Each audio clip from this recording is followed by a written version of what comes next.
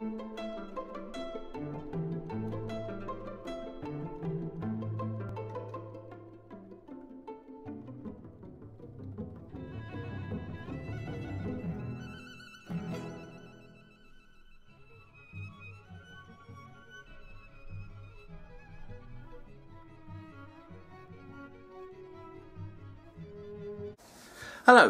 and welcome to episode 17 of my series 100 Objects to tell the story of Summerhill School and its philosophy. Object 16 is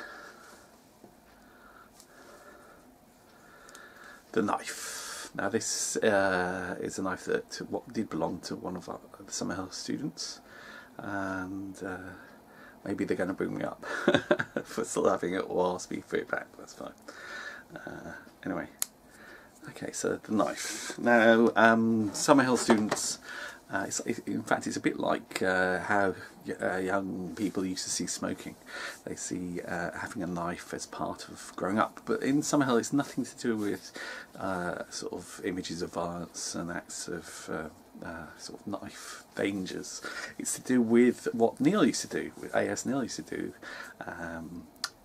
sort of a lot of the time, and that is to do with using the knife to create things, to whittle at a piece of wood and shape the wood into an object, or to cut branches from trees to make a tree house, or to clear a path, or to make a little hut in the woods. Yeah, so knives were quite important at Summerhill in terms of the children's interaction with the landscape, in terms of them making things and doing things within the woods and in nature. So, but there are laws. The community creates its own laws, and the laws obviously to do with sort of health and safety. And there are laws about knives and what size knife you can buy, and whether you need a parental permission or adult permission to buy the knife, and at what ages can you have different types of knives. So these are very strong laws. Well, all the laws are strong at Summerhill. And I remember a case where there was a boy who was quite young, and he was determined to have a knife, and he couldn't understand why. You know, he's older. He could see the older students having knives and things like that, and using them, and he couldn't understand why he couldn't have one. So he would get a knife, and then he would be brought up.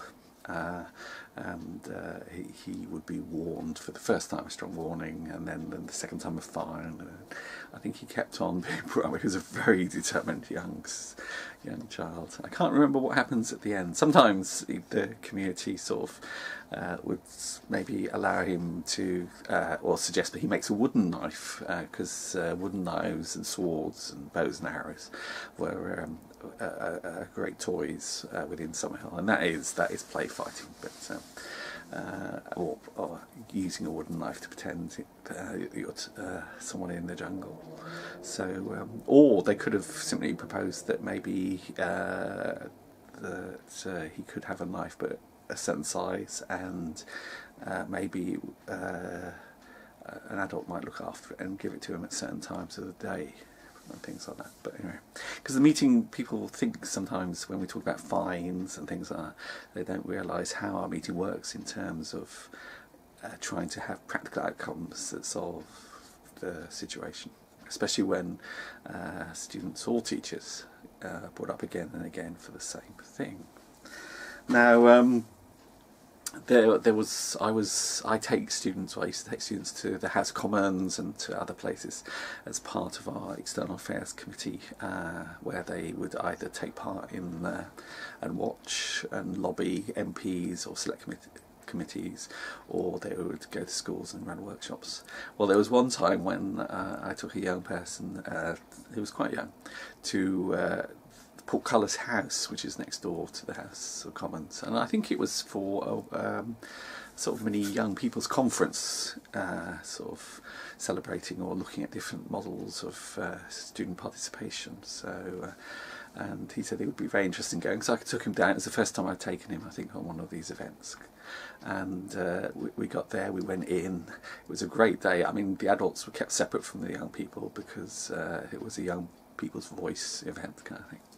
And afterwards, I think he enjoyed it anyway. And afterwards, we were going back through security, and of course, security at Portcullis House is extremely strong in terms of you've got metal detectors and police and things, or security guards. And I went through first, and then he went through, and I was standing there waiting for him. And then I got an indication from the security guard for me to come back and to see him and this boy. So I walked towards them, and the security guard said, "Look, don't make this obvious, because there's a policeman over there, but your student has got a knife." And I said, "But he's just come out of an event, he came in." And he said, "Well, he must have brought it in, but he's got a knife." And I looked at the knife, I said, "You shouldn't have brought this in." And he said, "Well, it's my present from my grandfather, and that it's a French fisherman's knife, which where you open the blade, and it's wooden handle. It's a lovely knife, and you fix the blade into position with a little metal ring that goes around the base of the knife, so that you can't close. So it's definitely an illegal knife." And the security guard kept on saying to him, "Look, it's not your knife, is it?" And I was saying to him, "Look, yeah, it's not your knife, is it?" Because I understood what the security guard was doing. And this boy was so, the knife was so precious to him as a reminder of his grandfather, and as a present, and as a useful knife within Summerhill, that he kept on insisting that he wanted the knife back, not understanding that the security guard was trying to help the boy. Anyway, because we were, the policeman was by now looking at us, and the security guard said, "Look, you just say it's not yours to the boy." But the boy was adamant, and I was trying to say, "Look, you just say it's not yours. Yeah, it's there, by accident or whatever." And the boy was saying, "No, it's mine. I want it back." But by this time, the policeman came up, saw the knife, saw that the boy, the knife was obviously in the tray with the boy's belongings. So he took us to one side and sat us down and said to me and the boy, he said, well, he spoke mainly to the boy, and I was there as the adult, coming adult. He said, "Is this your knife?" He said, yeah, this is my knife. It's a present from my grandfather." Because the boy had no clue as to the fact that in London at the time, and for the last 3 months, there had been major television news items about knife crime, and about the police sort of stamping down on knife crime, and the fact that it was illegal to carry a knife, that you didn't need any defensive evidence about why you were carrying it was not legally a defence, that just carrying the knife is a crime. And this is what the boy didn't understand, that just by the act of carrying it, he'd broken the law. So the policeman tried to explain this to him, and so did I. And he kept on, and I said, "Look, and I tried to explain to the policeman the context, that we come from a school that was in the woods, that all the children from a certain age had knives, and that they carried them around with them all the time as part of, but not outside the school. There's a strong law that you can't carry outside the school." So this boy had broken the community law, in a sense, by taking it with him to London. But he wasn't aware of that either, I think. But anyway, so the policeman was there, and we sort of spoke to him for about 20 minutes, because he wanted to be. He gave us an example of the fact that a surgeon had gone in, and he'd been carrying a scalpel, and the very fact that he was a surgeon still meant that he couldn't carry a scalpel in public, and that because he wasn't going to work, and there was no reason for him to carry it. He just forgotten he had it in his bag, and that the surgeon could have been arrested and got a caution and taken to the police station. We were invited to the police station several times by this policeman, so it got a bit scary. But Yuma agreed. He said that he understood that carrying it was against the law, and blah blah blah, and that and I explained, and the policeman was satisfied that it was a genuine mistake. But the very, very end of all this, after 20 minutes, after threats of taking us to the station and the fact that it's illegal to have the knife, the boy asked if he could keep the knife, which the policeman was a bit shocked at, but I said no, we've got to leave it here, and we left it, and we left the building, luckily. But it was very interesting in terms of the contrast between cultures, you know, that you have an innocent culture of knives at Summerhill, and then in the big city of London it's just a major aspect of street crime and violence between youths and young people. But and also the importance of the knife, you know, the fact that A.S. Neil used it, you know, most weeks, and it was part of the woodwork, and this young chap was into woodwork, and was like all the other young people at Summerhill, was into sort of making things with knives. But I'll tell one more story, I think.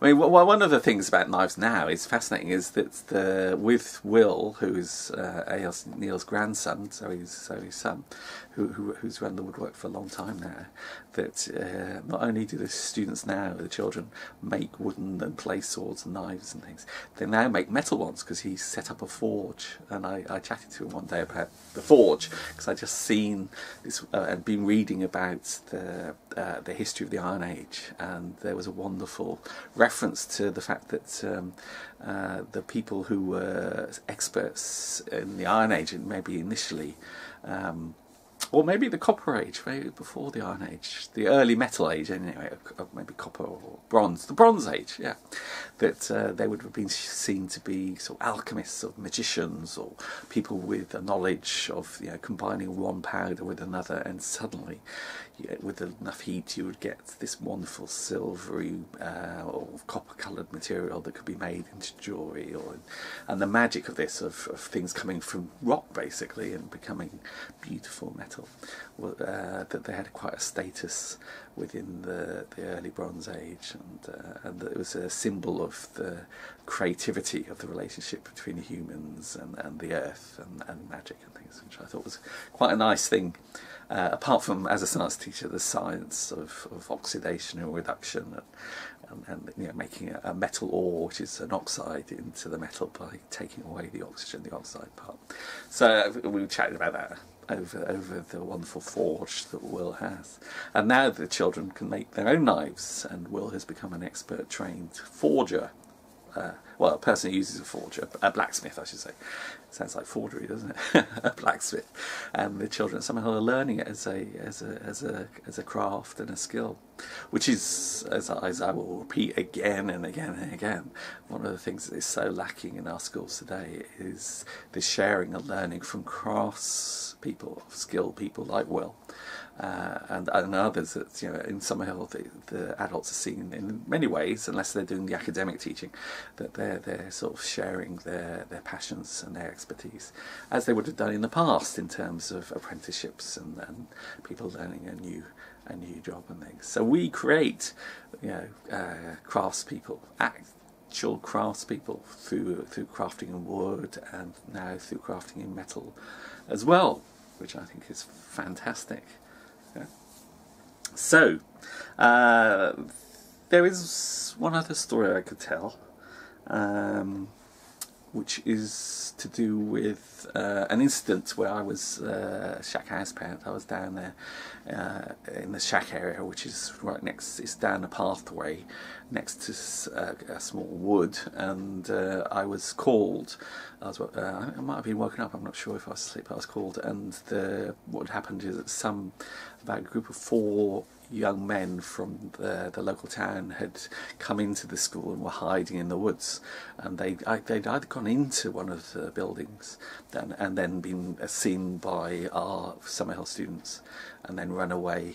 I think one of them may have known the buildings in terms of maybe a long time ago he had either he may have had a girlfriend within the school, but a long time ago.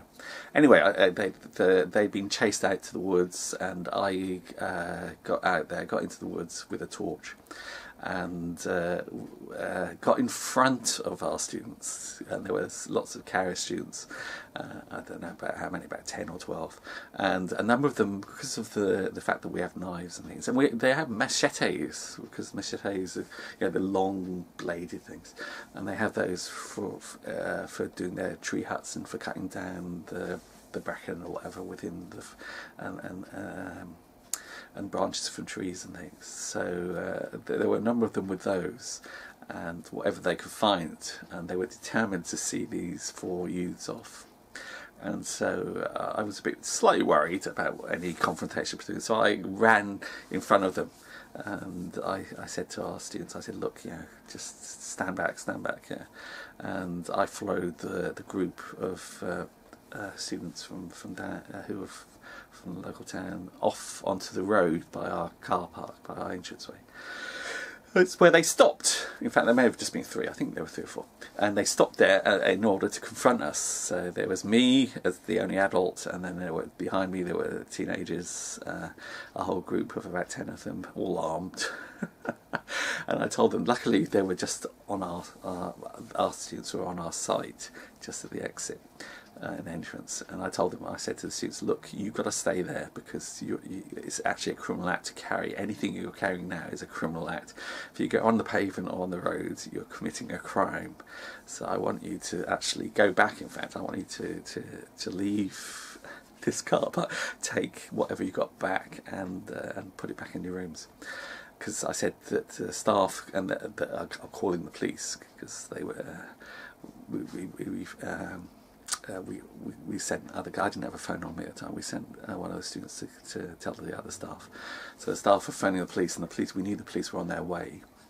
So I said, look, if the police come here, it's not going to be an issue of these 4 youths, you know, coming into our site. It's going to be an issue of you lot with deadly weapons. So eventually, our students left, and there were 1 or 2 who stayed with me, or at least 1 who stayed with me. And he wasn't armed, the one who stayed. And I said to the 3 or 4 young men, I said, look, you know, because I knew they were wanting a fight now, or some confrontation. They were finding it quite entertaining, standing there in the middle of the road watching this. And so I said to them, look, you know, because I wanted to deflate their egos. I said, look, you've just come onto a site with 5, 6, 7-year-olds. You know, what big guys you are to come onto a site where we have primary school children, and you know, you're going to scare them to death. I said, how can you do that? How can you think you're big chaps? Because they're looking 18 to 20 years, and one of them was older. I said, how can you consider that, you know, a big deal for you? You know, it's not a macho thing to scare, you know, the life out of a 6-year-old. And at this, they just started walking away. So we followed them, and then we got to the corner of the road, Westwood Hoe, where the railway is. And they split up. One went one way towards the Abbey, and 3 of them, I think, went down towards the White Horse, the pub. And I stood there watching them, and one of them turned round at the White Horse. He got to the White Horse, which is a bit away, and then they saw me standing there watching what was going on, and one of them started to walk up, with the others just staying where they were watching, to walk up towards me. And I thought, oh, this looks a bit like a western, you know, it looks like High Noon. So I said to the Summerhill young guy standing next to me, I said, look, I'm going to go and walk there. I'm going to walk down to him and confront him, because I don't really want him coming back towards us or towards you in the school. So I walked towards him, and it was like, yeah, we were being watched by my student and by the other 3. One of them at one end of the road, and the other 2 by the pub. And they watched, and we just walked, and we were walking towards each other, closer and closer and closer. I'm thinking, what the hell am I going to do? What am I going to do? And as we walked, and we were about to face each other, we just walked past each other and ignored each other, which I thought was hilarious. Anyway, the police came, and the police picked some of the young people up who had been on our site. So I think that's the lesson about knives, about how different they are at Summerhill, how amazing they are in terms of as a tool to use for creativity and for our interaction with the woodland and nature, in terms of creating things, carving things, and making art and tree huts and things. Thank you very much indeed.